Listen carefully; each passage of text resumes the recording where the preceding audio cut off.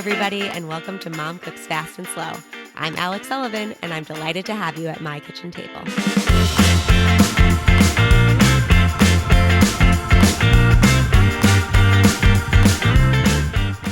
Today, I have fellow theater enthusiast with me, Kate Simone. Kate works at the theater in town called The Studio and also directs New Canaan High School musicals.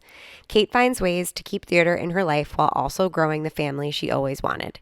We talk about how theater has changed over the years, the writer and actor strike happening right now, and what is missing today in the arts. Also, don't miss the end where Kate announces a new and exciting project coming to New Canaan. I hope you enjoy. Hi, Kate. Welcome to Mom Cooks Fast and Slow. Hi, thank you for having me. I'm so excited to have you on today. You live in New Canaan here with me, and we bonded probably a couple of years ago about being involved with theater and loving theater. And you have certainly had a much more business and career path in theater than I have. But I feel like as growing up and in college, we had similar experiences. So I always love talking to you about theater. But I thought we could start off just a bit about your background, how you got into theater, what you studied in school, and then, your path to what you do here in New Canaan today. Yeah, so I just had a normal childhood and just ended up really gravitating towards movie musicals. I think my grandmother was the first one to like show me Sound of Music and Mary Poppins, and I just fell in love with all that. And I think like even all like the Disney princess movies growing up, like they're all musicals too. So I think um I don't know. I just fell in love with all of it, with the singing and the dancing and the acting. And I started doing shows in Waveney Park way back in the day. They had a children's theater program over the summer and during the school year. Um, so I started doing that, and those were all kind of fairy tale shows too, which was a little bit on trend.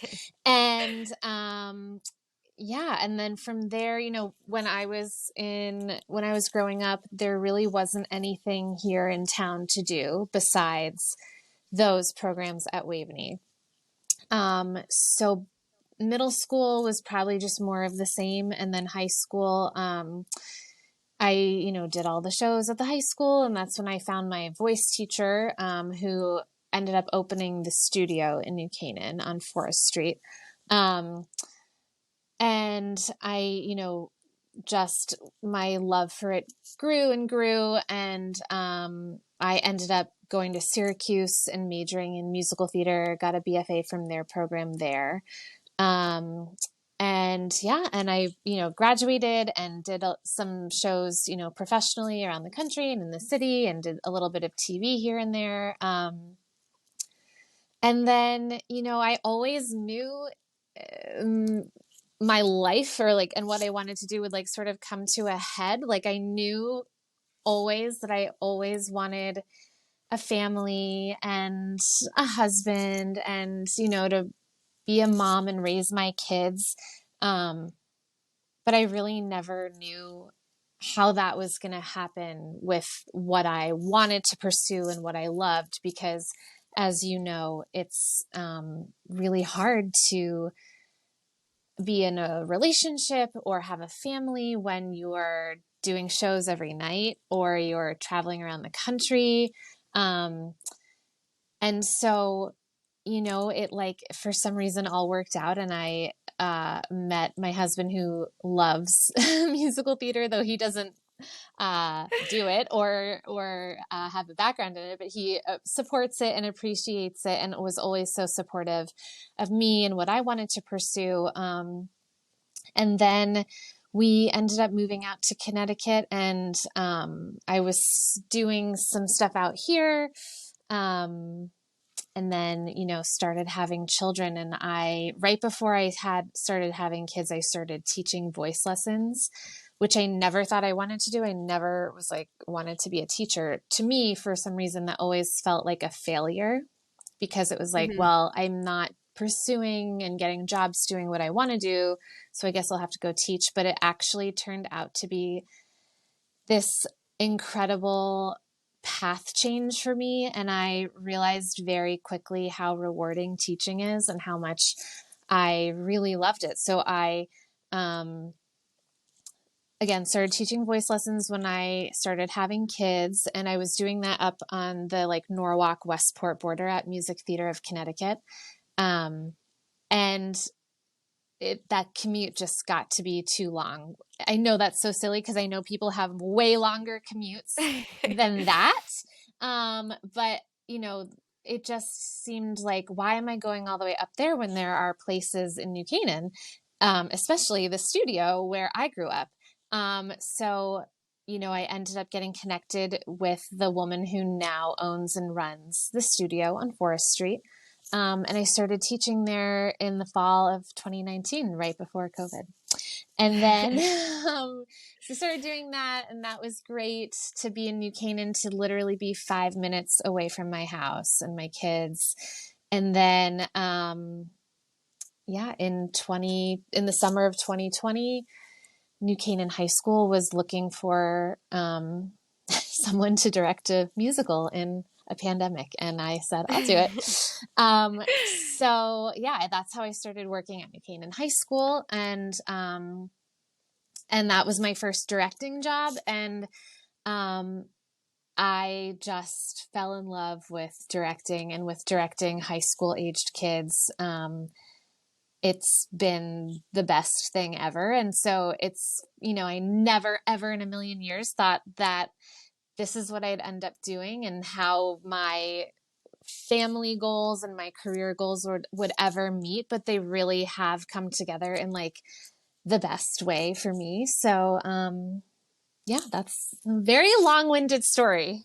No, no, I love it. I wanted to let you speak because there's so much. I wanted to stop you a bunch of times because there's so much important stuff you hit on, but your story is just so beautiful and nice, and I Oh, didn't want to interrupt you. thanks. But I wanted to go back and touch on, as women, we approach life in this kind of way where you want to be a mom, you want to have a family, and then there are careers that you want to pursue that don't match up with that, or at Yeah. least they don't match up with the way that you envisioned being a mom. Yeah. And I think it's so important that stories like yours are told, because just because you don't take one specific path that you originally thought you were going to take doesn't mean that you don't come out the other side in such a more enriching and beautiful life that you never could Yeah. have expected for yourself. Yeah. Yeah. I feel like I never thought I never thought I was going to get married, and then I was married at 25. You just Yeah. You just don't know. you don't know. Yeah. So it's beautiful, and I'm so glad that you have been able to keep theater in your life. And it's funny to hear that New Canaan didn't have anything when you were growing up, because when I first moved to this town, I was like, oh my gosh, this town is obsessed with theater. I mean, there's the studio, there's the Performing Arts Center, Yes. there's Waveney, like you mentioned. The high school performances are next level of, what I had ever seen growing up on Long Island. So, Yeah. this town has really become quite a beacon for theater. Yeah, it's awesome. I mean, when they again, like I said, growing up there really wasn't anything there. The middle school Sax at the time when I was in middle school didn't even do musicals. So there wasn't anything, but oddly enough, the studio and the Performing Arts Conservatory opened, I believe, the same month of 2003. So all of a sudden there was nothing, and there were these two amazing schools. And I think with like how popular Glee was back in the day, Oh I yeah. think that Oh that yeah. like made singing and dancing cool. So people are like, oh wait, maybe this would be fun to go do. And I think I really like credit that show with like just bringing it a little bit more mainstream for Yeah. kids. And then, you know, then I felt like the studio and the conservatory were just booming because all of a sudden it was cool. Yes. No, I Yeah. loved Glee. Yeah. That was one of my So favorite fun. shows. Yeah. So I wanted to talk about the high school theater here in New Canaan, because, like you said, you're directing now a few shows. I feel like now you do at least one show a year since your first show Yeah. you did in 20, what 2020, whatever it Yeah, was. yeah. Um, and so, as someone that loves theater and is so in awe of the theater program here in New Canaan High School, I thought you could talk a little bit about how the program functions, because I do know that you guys also work with a lot of professionals that are still working, either taking a break while they're in between Broadway shows or things like that. So I'd love to understand how the whole program really works. Yeah, in 2020, there was someone new came in to run over the program, or to run the program, and he his mission is to bring in lots of different people for the kids to learn from. So yeah, he kind of hires directors for every show.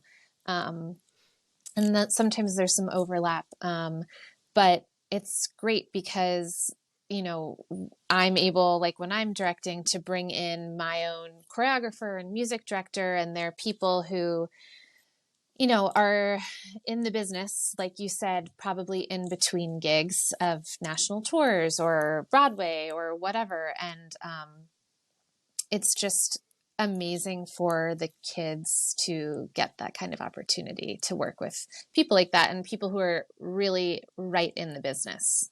So that's nice. Absolutely. Yeah. That's great. So is there mentorship in terms of, like, do kids get paired up with Um, people like that, or is it more just they come in and they work through the show with the whole yeah, it's cast? more like they come in and work through the show, and certain students, I'm sure, form closer bonds with certain creative team members. But yeah, they really work with everyone, which is awesome. That's so nice. Yeah. And then is there, I mean, I remember doing theater in high school, and it was like there were theater kids and then there was the jocks, and Yes. I did a little bit of both, and Yes. but it was very like, and the athletes had this path to college that was like, their path or whatever. And then the nerds had their path to college, and the theater kids, I feel like there was not that path. It felt like, at least when I was growing up, in terms of, we didn't have people that went to Juilliard often that could be like, okay, this is what you need to prep to Yeah. get into this certain school, or these are, does that exist now? Is it a bit more robust than it was Yes, when we were growing up? super robust, Okay. although to my knowledge, it's not through the high school. So all of these Okay. kids, especially the ones who want to pursue it in college and beyond, they're the ones who are also um, taking lessons weekly at the studio with us or at the conservatory or elsewhere. And I know for us at the studio, if you are interested in pursuing this for college, it starts really like this spring, the spring of your junior year. And work with your voice teacher and with Laura Haskins, the woman who runs the studio, to work through what every college needs and what you have to prepare for every audition. And it's all slightly different, and it's a lot of preparation on the kids' part. So they also have to figure out what material they want to use, what songs they want to use, what monologues. So it is a very intense process, much more intense than when I was applying to school. They have to record a video pre-screen of all their material, and they have to pass the pre-screen to be granted an audition in person. So that honestly just is all full circle with what we were talking about before. It's like now there are so many kids around the country who want to pursue this. So I feel like while it Hmm. was booming here for when the studio and the conservatory opened, it must have been all over the country, because there Right. are now, probably 60 programs that offer a BFA in musical theater, whereas there were probably like 12 when I was in college. And Hmm. there's tens of thousands of kids auditioning versus like Right. hundreds. Right. So it's a really rigorous process for these kids, because just so much is involved and there's so much competition. Yeah. Right. And is there such a thing as like, do scouts come to the new Canaan High School No. production, or it's not like Yeah, that? no, I was Okay. just talking about that with someone. Like, there are no scouts that I know of, but I really don't think I Yeah. don't think that that happens. I really don't. There's just too much Interesting. out there for them to try to go see everything. But there are a lot of like pre-college programs that I know these students go to at like at Syracuse or Penn State or NYU or Michigan. They can go do these summer programs where they get to know that particular BFA program at that school and meet those Hmm. professors. And so that hopefully is a little bit of a scouting situation for them. But they don't necessarily come out to the high schools. Right. And you're only Yeah. going to one program. It's not like you have 10 scouts sitting in Yeah, the seats exactly. watching you. Right. Exactly. Okay. Yeah. Yeah. Yeah. Gotcha. Interesting. Interesting. Yeah. Okay. Well, Yeah. that kind of takes me to my next topic that I wanted to chat with you about because, like you said, it's not hundreds of kids now wanting to become actors and actresses, it's thousands, Yes. um, thousands and thousands and thousands. And it brings me to the recent actors, writers strike that is going on right now, Yeah. which has kind of been really interesting for me to watch because I have so many mixed feelings about it. Like, part of me understands the residual argument of it, right? Like, before streaming, actors would put, do a TV show or do a movie or whatever. And then anytime that movie or TV show got played on TNT, they would get a residual for that Yeah. being put on a channel. Yep. And you think of someone like Chandler Bing or those guys, and Yeah. you're like, oh, whatever. Sorry, you're not making your millions of dollars. But Right. you think about the people that had like a 5-minute part on one of those shows. It's like a real paycheck that the Oh, yeah. bitty actor or actress really needs. Yep. So that the residuals part of the argument, I understand. I'm having, and I really want your perspective on it.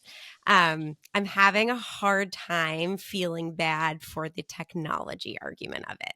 So, our world has changed in a million different ways because of technology, right? I Yeah. mean, 10 years ago, people started complaining that their jobs in the Rust Belt were being taken away because of technology, because of, globalization of, sending jobs abroad or whatever. And everyone was kind of like, get over it. Like, learn how to code, like, Yep. whatever. Like, Yep. sorry, your job is being squashed. And technology's coming and you better be ready for it. And now and it was kind of seen as this, grievance from people that worked with their hands, right? Like, it was very much like Yeah. that kind of thing. And now technology is starting to hit the arts, right? Like, there's AI that'll create beautiful pictures. Yep. There's, these deep fakes and all these things where you can have looks like a real person, but it's not, Yep. and now artists are starting to feel the pain of technology. Yeah. Um, and so, I want, as an artist, as someone in this field who's probably got your pulse more on it than I do, how do you think that this can be resolved? Or do you think it can't be resolved? Or what are your hopes for it being resolved? Like, Oh, what? I don't know. I don't know how it can be resolved, but Yeah. I do understand that now artists across the board really are feeling the pain of where technology is going. Like, for example, I think there's a show opening soon, or maybe it's open on Broadway, Here Lies Love, and they wanted to do the entire show, I think, like to pre-recorded tracks, so there would be no orchestra. Wow. And like the musicians union, like really, I don't have all the details, so I don't want to like represent Yeah. what ended up Hmm. happening. But I know that that was a recent example just on Broadway of like, wow, jobs could easily be taken away because we don't need an orchestra anymore because Right. technically we can do it without you. Right. Um, so yeah, I don't know. Oh my gosh, I don't know what the solution is, but I do know that it's very scary that like, your job can be done by a computer. We could have Right. Right. AI just like acting in every movie and TV show, just create whatever character you want. Um, I I just don't know. I do feel like it's a little scary also for actors who have already been on screen where the Mhm. studio or whatever owns the rights to you on film, Right. and they can with whatever technology, like use your likeness again without Right. your consent, or um, I don't know, shoot a whole new scene because they have you saying all this dialogue, and with whatever technology they have, they can just reuse your likeness to do something new, and it's not actually you. So that's a little scary. Yeah. I don't, I, I don't know. I don't have an answer for you as to like where Yeah. it goes or what the solution is, but it is a little worrisome when it's like, you, but it's not Yeah. you. Totally. Right. That's scary. Yeah, I think Yes. that's a Yeah. little, yeah, Yeah. Well, it also feels like I don't know, there has to be some sort of fraud. Like there has to be some fraud law that could has cover to that or be. I don't Yeah. know. There's yeah. The thing I've been thinking about lately in this topic is I think the reason the arguments that technology can do what artists do is that we've been in this lull, I feel like, in art lately. And correct me if I'm wrong, but I haven't been inspired or moved to, tears or unbelievable, oh my God, that was the most moving thing I've ever seen in a really long time. Like I have to say the last time I think art did that to me was in the show Dear Evan Hansen. Like Mm, that was it just it blew me away with the music, with the story, with incorporating, kind of social media into a live Broadway show. I mean, it was moving art. And I think about the TV we watch and we ingest so much.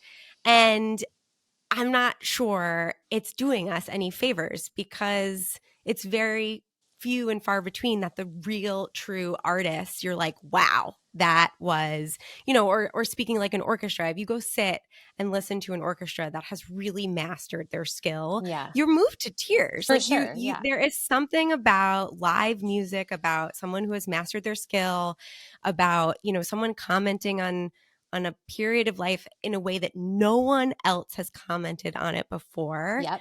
that feels missing right now. And I feel like the reason people are like, oh, AI can do it or technology can do it is because it feels like we're just getting fed a lot of stuff. You Yeah. know what I mean? Yeah. Yeah. Yeah. And so I thought we could talk a little bit about the art that moved us in our previous lives. Yes. What were the three pieces of art, and it could be pictures or music or Mm. a show or a movie, but that really had that effect on you that art is supposed to have on us. Yes, that's such a good question.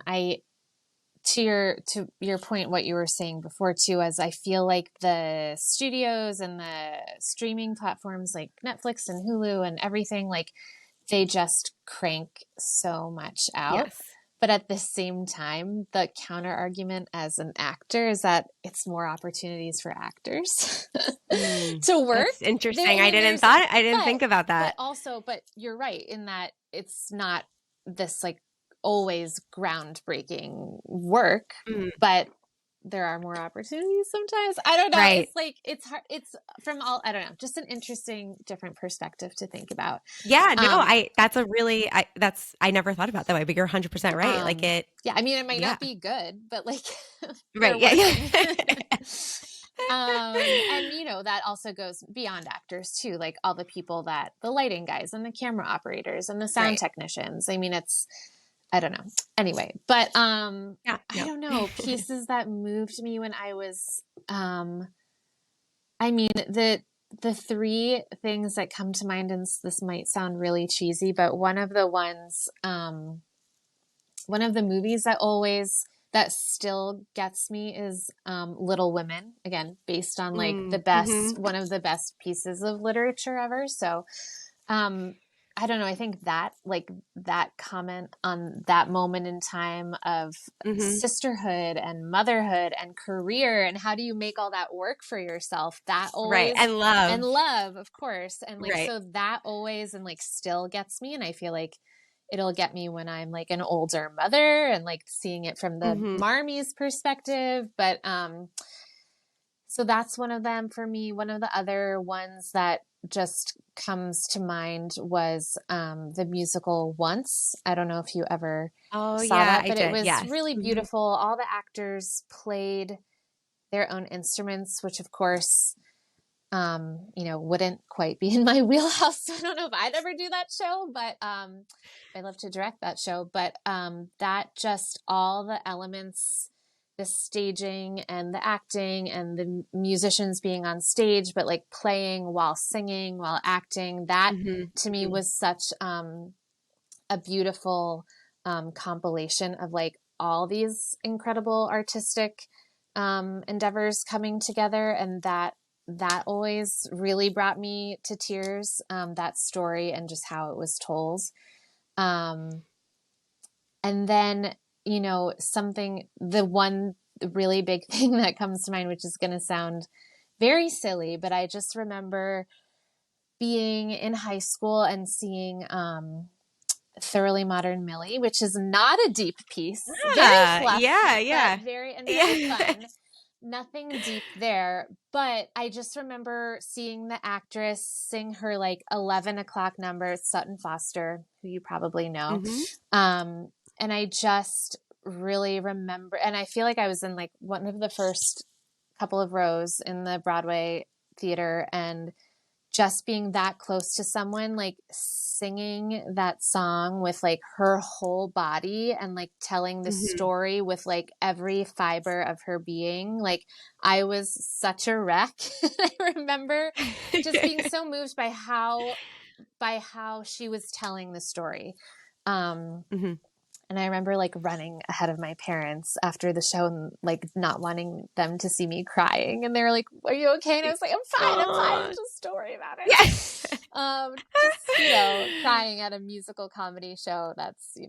Right. But No, but that is like that's what Sutton Foster can do that no one else is going to be able to yeah. create. Like she can create. I mean, Yes. that's And what, that's what I like just always loved to, I mean, like think about and remember and try to like to get there myself whenever I was performing. Like just like remember how invested every like inch of her body was in that moment and in the whole show, and she's like that in Mhm. every show, and to just she's such an amazing example of storytelling with like everything that you I have. have. Yeah. So No, yeah. I Yeah. love that. I have to, yeah. My three would be Dear Evan Hansen, like I said. But my Hmm. first exposure to theater was I was 6 years old, 6 or 7. I was young, and my mom was always listening to the Les Mis soundtrack, and we Hmm. would listen to it all the time. And now I'm 6 or 7 years old, and I remember I was on a car. We were like on a long drive, and my dad and my mom and myself were in the car, and we're listening to the soundtrack. And I asked, it was the song At the End of the Day was on, like at the Hmm. end of the day, whatever. Yeah. Yeah. And when the song ended, I asked my mom a question about it. I was like, Mom, like, why is she, whatever. I forget what question I asked. And I remember my dad, who has zero interest in theater. Like, he doesn't get it. He doesn't like it. He's like, oh, you guys are, sappy, like, whatever. He was like, how, how did you get that question from that? Like, how did you understand all the words in that song? Like, you're 6 years old, and there was just something about, you know, singing about the, depths of despair of people during the French Revolution that resonated with a 6-year-old because of how it was done, because of the music, Yeah. because of that, and so I always pinpoint that moment as like there's the part of your brain that can be really attracted to musical theater or music or, lyrics that Yeah. maybe, the other part of your 6 or 7 year old brain would be like, I want a cracker, whatever. So, Yeah. so I, and that show was the first show I saw on Broadway. Ah, And it's my favorite. Yeah. always been Yep. such a classic for me. But, Me too. Yeah. um, but yeah. That's so funny you say that because like my oldest is 6 Mhm. and almost 6, and he's seen lots of shows recently because of what I've been doing. And when he saw The Music Man, which is what I did at the high school this year, he had so many questions Mm, about what he was watching and what they were saying and what the words meant. And he picked up on so much stuff that I don't even think like general audience members ever even pick up on in right. The Music Man. Like right away, he was like, Mom, that guy's the bad guy. He's not actually a good guy. He's a bad guy. Oh my And I was like, goodness. oh my God, you're right. But I just, to your point, like you can be 6 and the way words are said or pictures are made or things you see or the notes that are played can like really resonate with you and make you think about things. Mhm. Yeah, no, so Yeah. yeah, I'm grateful for it in my life, but I want a resurrection of that. I need Yeah. I want better I hear that. theater and better I hear that. shows in my Yeah. life. Yeah. Yep. So Yeah. I don't know. Maybe the like silver lining of the writers strike or whatever is that they're like, okay, we need to produce something, Yeah. that Yeah. no one else can produce and that we, Yes. can really shine. And so Yeah. maybe there's a silver lining to all of this. But Yes. I hope so. I know, me too. So I'm going to ask you one more question, then I'll ask the same question I ask at the end of every interview. But, Okay. for parents that have young kids that are interested in theater, I mean, I know that people ask me all the time, what do you recommend kids do if they want to go into theater? What are the schools or what's your best piece of advice to kids and parents that are looking down the path of, a theater. I think any exposure to seeing live theater on any scale, whether it's Broadway or New Canaan High School, is great. And I think that starting to like, if your kid loves singing or has a big personality and you think might be a good actor or loves dancing, getting them into class, whether it's at the studio or somewhere else, is really important to just to see it again if they really do enjoy it, Mhm. because then from there you can advance and do private lessons and whatnot. And yeah, if you're in middle school or high school and thinking about doing this for a career, I know it's probably scary from a parent's perspective, like send your kid off to be an actor. Um, but I think that, supporting them in whatever the choice may be, is, that's what I hope to do. That's what my parents did. And just again, as much training as possible. Like there's never enough training, because when you're not training, someone else out there is. Right. And yeah, but I think starting out, just getting the more exposure, the better, and the more class and lessons, um, the better as well. I mean, if they're really serious about it and want to pursue the whole agent situation before they're adults, that's something that we can help with the studio as well. I have a student who has an agent and a manager, um, and a lot of them there do. So it's Wow. definitely a thing that kids do out here, but it's a big, big, big, big commitment and a big, like life change for the family. It's not Mhm. just affecting the kid. Because of travel or Yeah, travel and time commitment, and you're always going to be going into the city for Mhm. auditions. And that just, that's a whole new, it's like another job. It's like Right. just another job, full-time job in the family. So it's a big commitment. But if, something that your kid's ready for and you're ready for, then, plenty of families do it and it's possible. But I would say, it's not necessary, and Mhm. enjoy being a kid while you can. Right. I know. I hear you. I'm with you on Because that. that goes way too fast. Yeah. There's plenty of time for agents and Right. managers and all Go that. flirt So, with your crush at the, stage crew party. yeah, exactly. Um, Exactly. okay, so to end the interview, what is your favorite family tradition and why?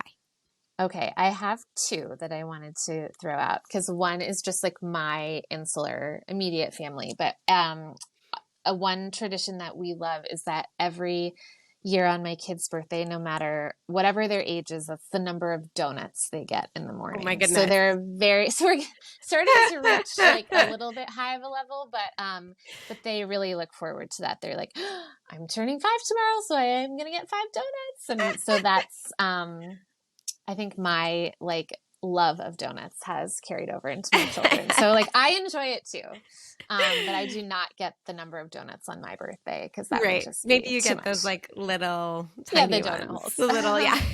Yes. And then one that I just always comes to mind is kind of a newer tradition, but with my broader family on my mom's side, or on my side, I guess I should say, for everyone's rehearsal dinner, the other siblings make this like epic video for whoever's getting married.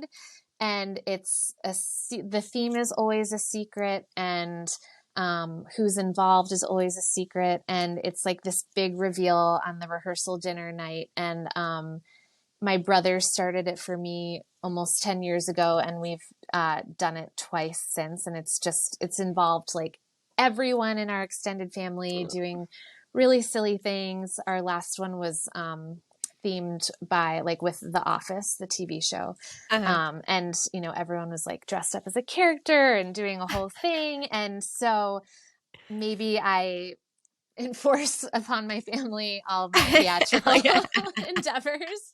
I'm like directing the kids at the high school and directing these little Your movies for my family. family. But But but it's become such a thing, and we really look forward to it, and it's just like a special um thing for whoever's getting married. So that's I one of love our, that. our crazy family traditions. That Yeah. is so fun. That's Yeah. great. I'm like Yeah. jealous that my family didn't think of that. That's awesome. That's great. So So yeah. need more people getting married, and then Yeah, you can exactly. get Exactly. awesome. Well, Kate, Yeah. thank you so much. This was Oh so my much fun. gosh. I'm Thank glad you we for got to having chat. me. Yeah. Yeah. Yeah, I And appreciate I'll it. leave your like studio details in the episode notes just in Oh case yeah. anyone wants And I to. can I say one more thing before Yes, we go? yes, I please just do. did want to say that we have some exciting news. So very soon we will be announcing the launch of a production company right here in New Canaan. It's going to be called Connecticut Stage Company. And the woman who runs the studio, Laura Haskins, and I are the co-founders. And Wow. we are, it's launching really soon. We're going to start with a concert version of Into the Woods at New Canaan Okay. Library, because this fall is the 20th anniversary of the studio. So Oh, we wow. are, so we're gonna be doing that, but we're launching a theater production company. So That's so exciting. So what hopefully is we that? can What's do the the mandate? theater, the theater that you Yes. want to see, right? Yes, please. So Yes. what's the mandate? Are you guys going to be, I mean, you're writing your own shows? You're producing No, your own no. shows? No, okay. We'll be like producing Okay. the shows that we feel like the community needs, and I love it. that's what we Okay. want to do. So All right. yeah, so that's coming. It's very soon. So we're excited about that. That's awesome. Good. Or break Yeah. a leg with Thank you. that. Thank you. All right. Thank you, Kate. Thank you, Alex.